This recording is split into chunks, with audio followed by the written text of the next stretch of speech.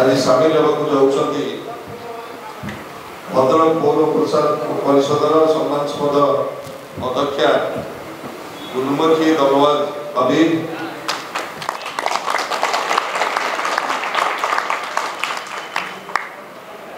से जड़े दृढ़ संगठन केवल नुहति आज से एवं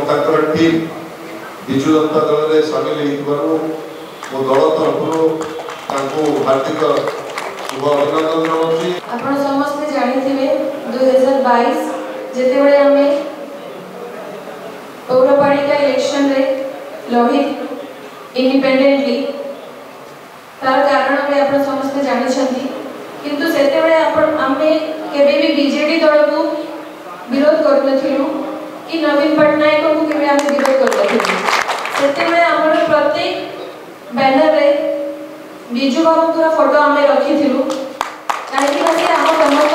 आदर्श थे और आज आज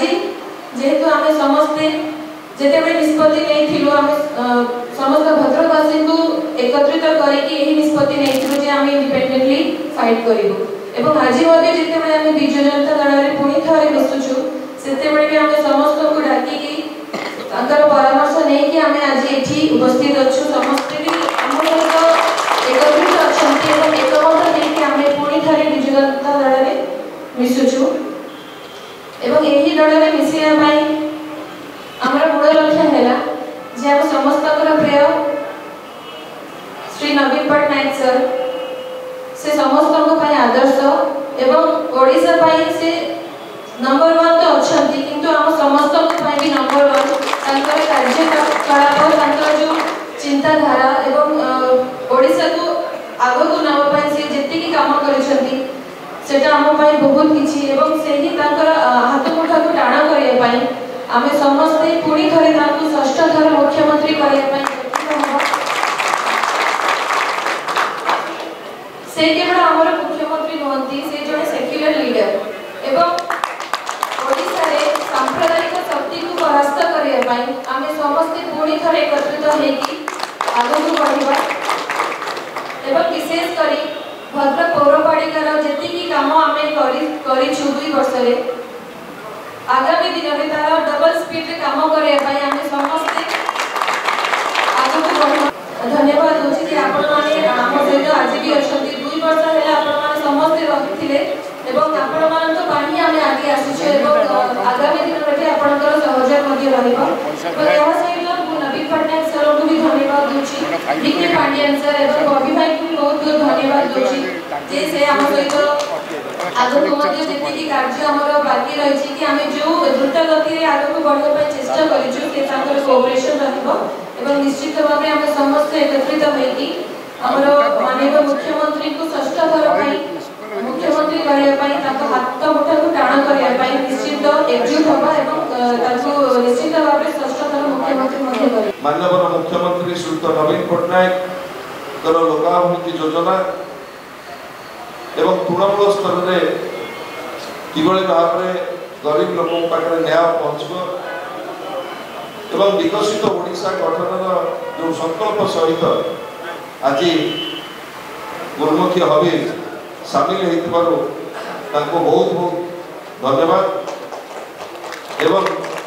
यही अवकाश रे मो गोटे कथा कहबी आज नवीन बाबू नेतृत्व में ओडिशार जो विकास प्रक्रिया चली एवं गोटे समृद्ध ओडिशा गठन पाई षष्ठ थर पाई जेतेबेले नवीन पटनायक सेवा करने जाऊँगी ओडिशावासी 4.5 कोटी जनसाधारण से बेले गुलमुखी हबीर बीजेडी में योगदान निश्चित भाव में बहुत गुरुत्व रखे। आज एभली एक समय निर्वाचन घोषणा पर से आम सहित सामिल शह केवल नुह हजार हजार समर्थक सहित सामिल शंख भवन में ताको विजु जनता दल तरफ माननीय मुख्यमंत्री नवीन पटनायक तरफ मो आनुष्ठानिक भाव में स्वागत करुँच। धन्यवाद। आमे ताको स्वागत करूछु, अभिनंदन करूछु, धन्यवाद ज्ञापन करूछु एवं ताको सहित जीवन हजार हजार संख्यक समर्थक माने आसी माननीय मुख्यमंत्री श्री नवीन पट्टनायक जो धर्म निरपेक्षतार जो चिंताधारा रही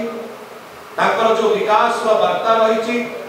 2036 में ओडिशा को विकसित ओडिशा परिवार जो स्वप्न रही